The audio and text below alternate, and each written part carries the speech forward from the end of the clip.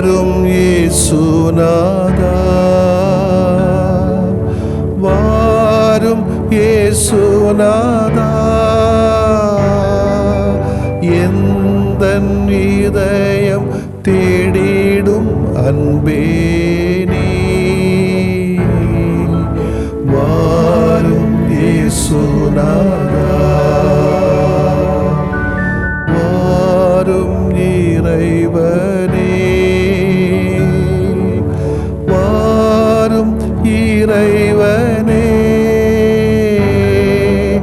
எந்தன் இதயம் தேடிடும் அன்பே நீ, வாரும் இறைவனே, வாரும் இறையாவியே, வாரும் இறையாவியே, எந்தன் இதயம் தேடிடும் அன்பே நீ, வாரும் இறையாவியே.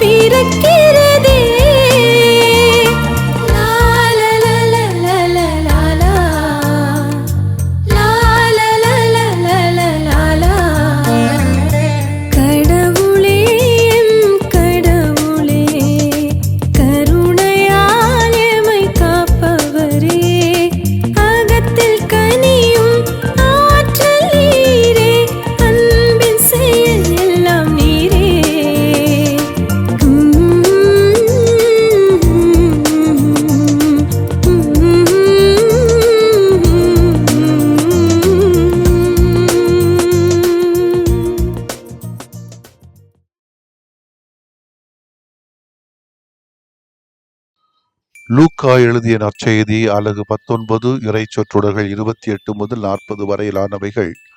அக்காலத்தில் இயேசு எருசலேமுக்கு புறப்பட்டுச் சென்றார். ஒலிவம் என வழங்கப்படும் மலை அருகிலுள்ள பெத்பகு பெத்தானியா என்ற ஊர்களை அவர் நெருங்கி வந்தபோது 2 சீடர்களை அனுப்பினார். அப்போது அவர் அவர்களிடம், எதிரே இருக்கும் ஊருக்குள் போங்கள். அதில் நுழைந்ததும் இதுவரை யாரும் அமராத ஒரு கழுதை குட்டி கட்டி வைக்கப்பட்டிருப்பதை காண்பீர்கள்.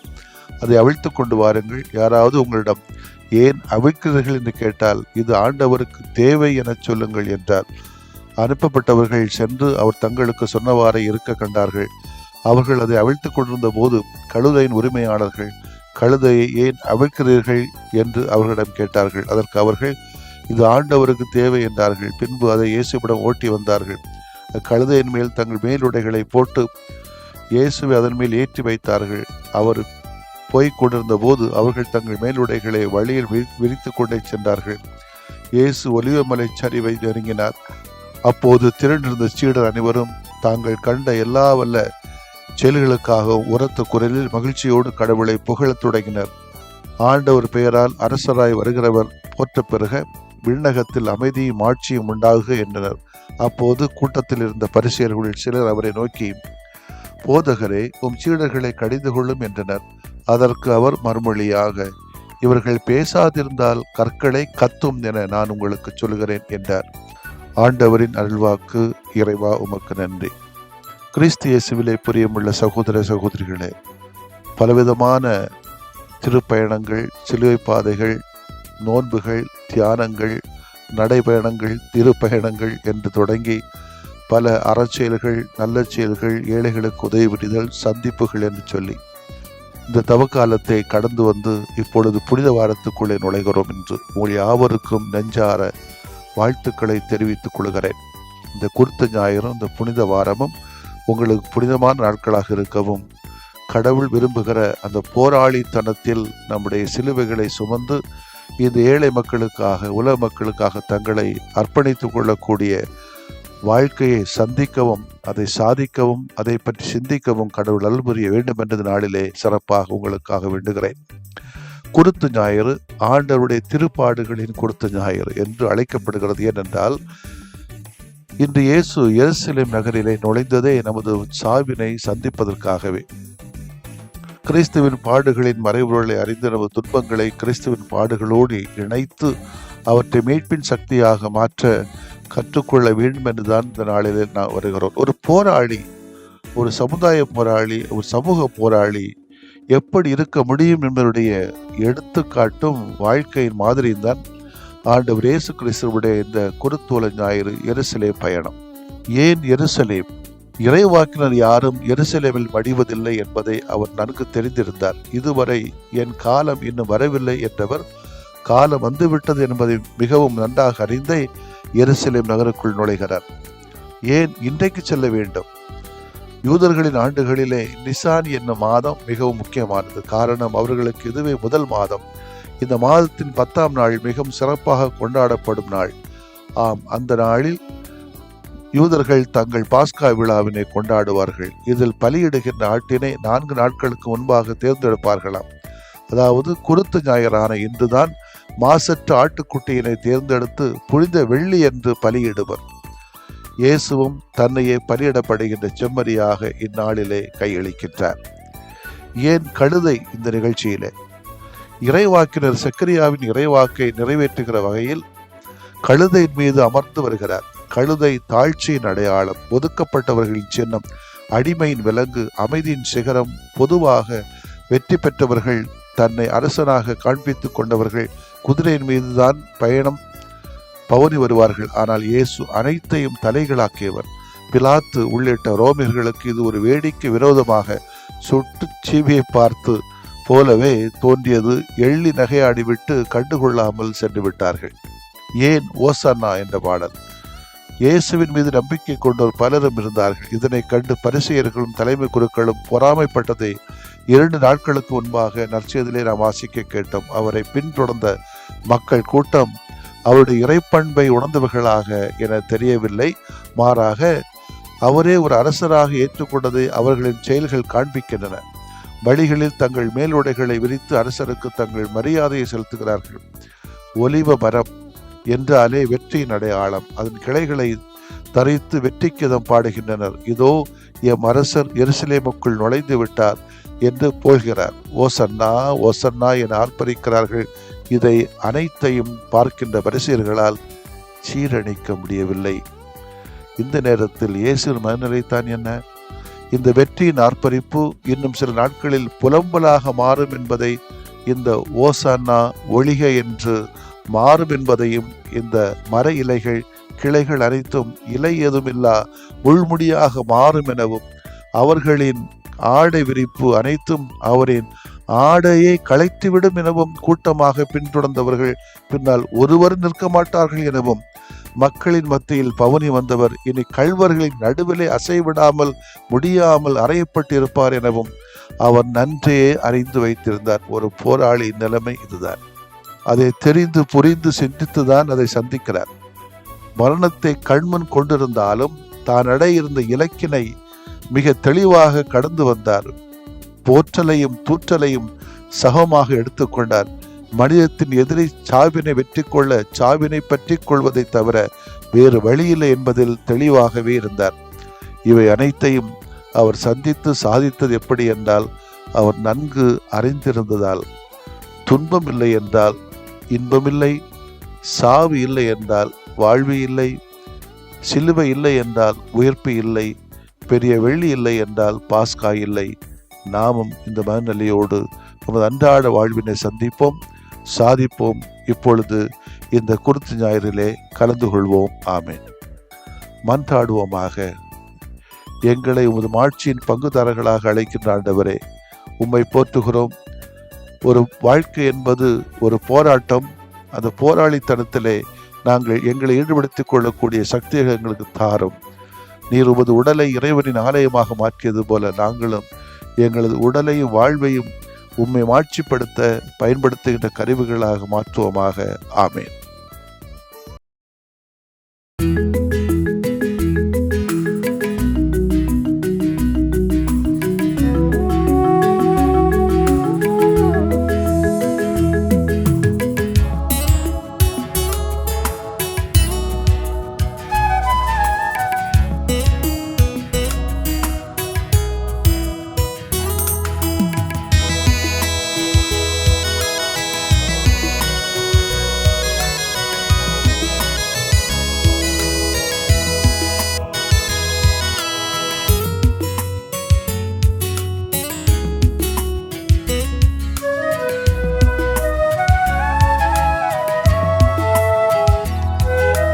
ஒரு வார்த்தை சொன்னாலே நலமாகுமே, மனம் இறங்கும் ஆண்டவரே. உமது அருள் வரம் வேண்டினோ, உம் புகழ் நிதம் பாடவே. உமது அருள் வரம் வேண்டினோ, உம் புகழ் நிதம் பாடவே. ஒரு வார்த்தை சொன்னாலே நலமாகுமே, மனம் இறங்கும் ஆண்டவரே. உமது அருள் வரம் வேண்டினோ, உம் புகழ் நிதம் பாடவே. உமது அருள் வரம் வேண்டினோ, உம் புகழ் நிதம் பாடவே.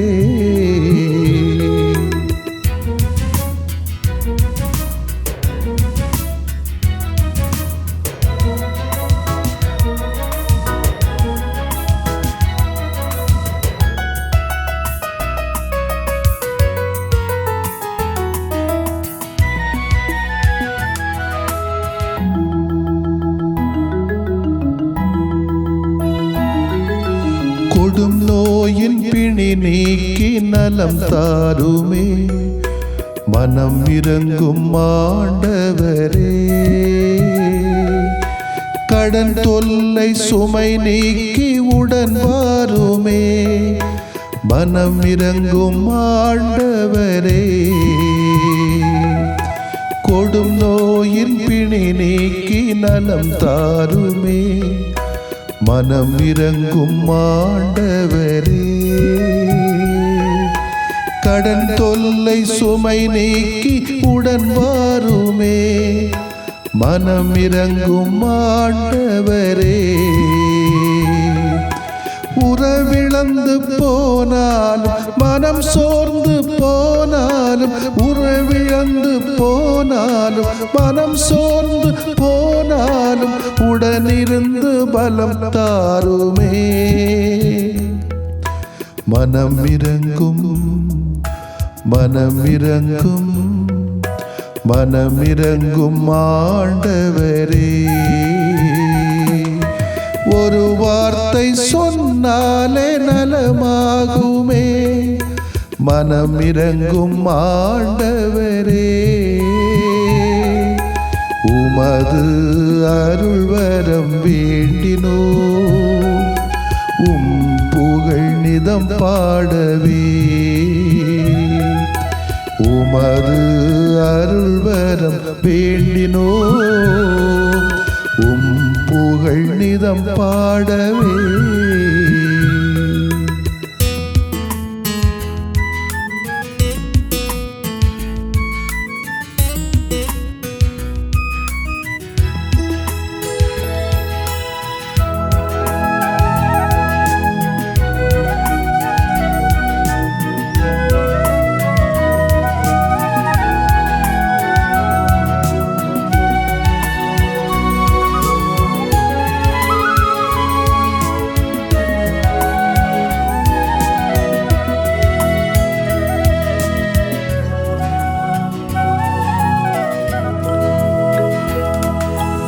இருள் போக்கி இனி வாழ்வில் ஒளி தாருமே, மனம் இறங்கும் ஆண்டவரே.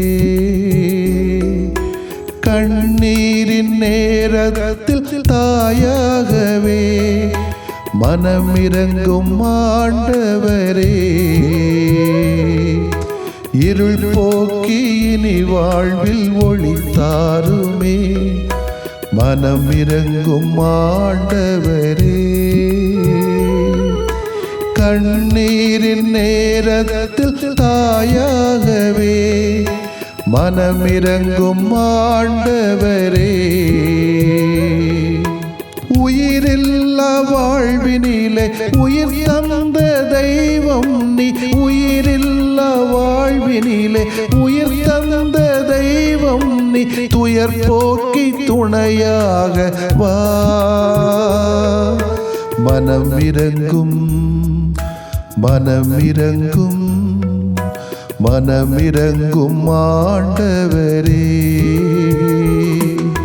ஒரு வார்த்தை சொன்னாலே நலமாகுமே, மனம் இறங்கும் ஆண்டவரே.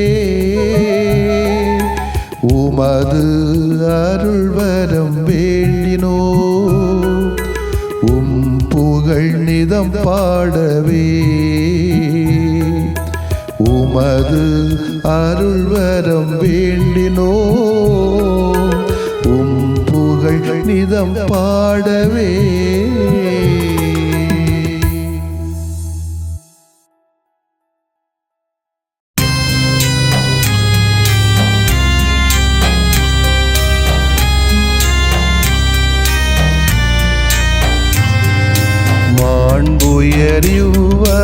அருளடையாளத்தை தாழ்ந்து பணிந்து ஆராதிப்போம்.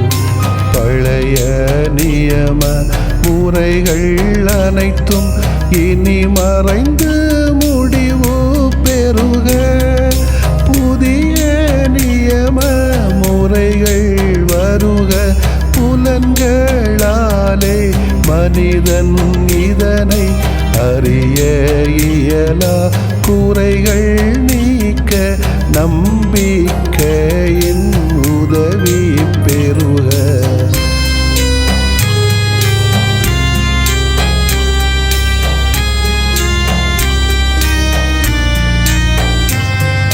தந்த தந்தை அவர்க்கும் மகன் அவர்க்கும் புகழ்ச்சியோடு வெற்றியாக்கும் மீட்பின் பெருமை மாட்சிமையோடு வலிமை வாழ்த்து யாவுமாக இருவரிடமாய் வருகின்றவராம் தூய ஆவியானவர்க்கும்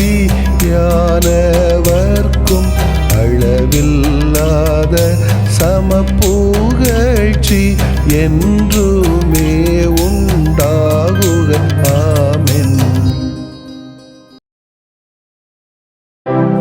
வானின்று அவர்களுக்கு அப்பமளித்தீரே,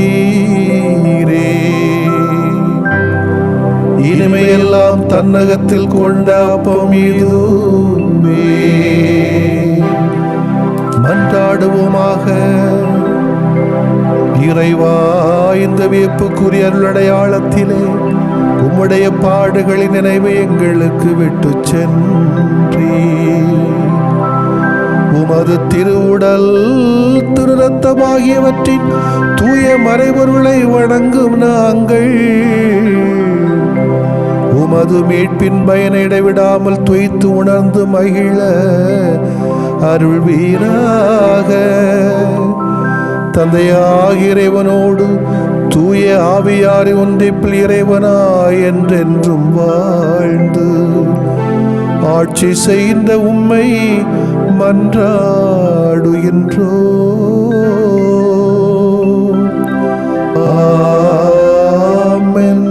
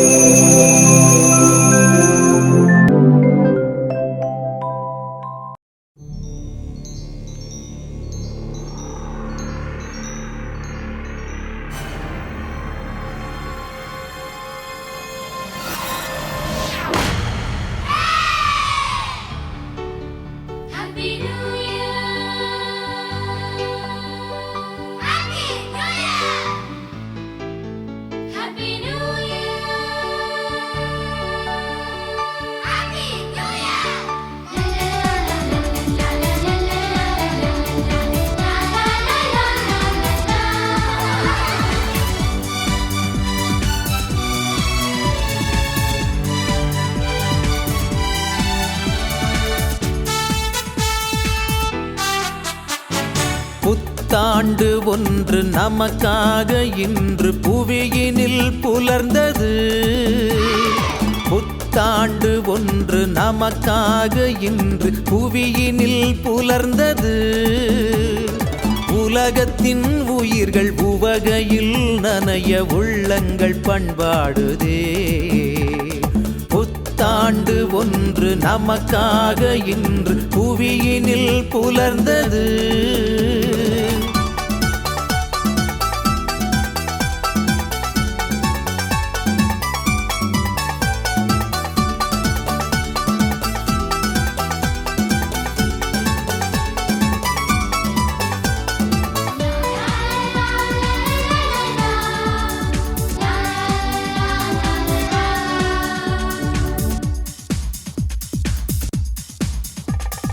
காலம் நம்மால் பிறப்பதில்லை, விஸ்வ பூமி கேட்டு சுழல்வதில்லை.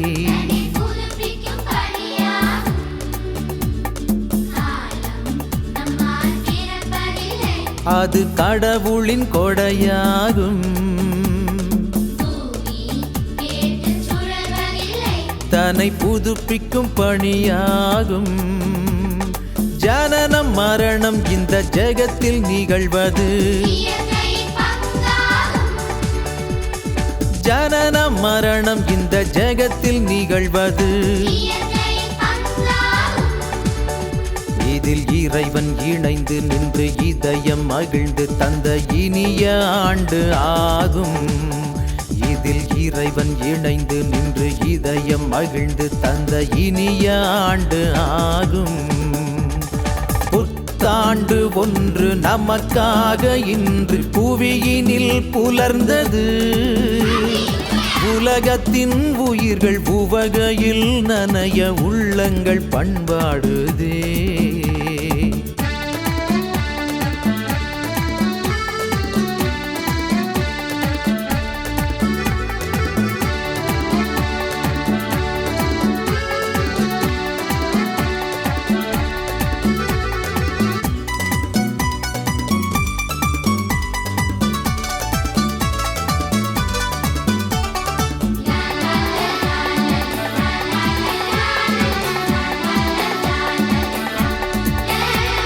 பாரில் நமக்கு சொந்தம் என்ன,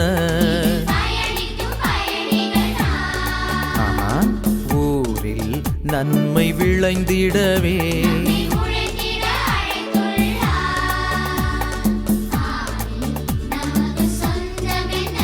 இதில் பயணிக்கும் பயணிகள் நாம். நம்மை உழைத்திட அழைத்துள்ளார். வாழ்வின் மேன்மை தினம் உணர்ந்து வாழ்வது, வாழ்வின் மேன்மை தினம் உணர்ந்து வாழ்வது. இதில் அன்பு நீதி வந்து அமுத நிதியாய் தங்கும் அருளின் ஆண்டு ஆகும். இதில் அன்பு நீதி வந்து அமுத நிதியாய் தங்கும் அருளின் ஆண்டு ஆகும். புத்தாண்டு ஒன்று நமக்காக இன்று புவியினில் புலர்ந்தது. புத்தாண்டு ஒன்று நமக்காக இன்று புவியினில் புலர்ந்தது. உலகத்தின் உயிர்கள் உவகையில் நனைய உள்ளங்கள் பண்பாடுதே. புத்தாண்டு ஒன்று நமக்காக இன்று புவியினில் புலர்ந்தது.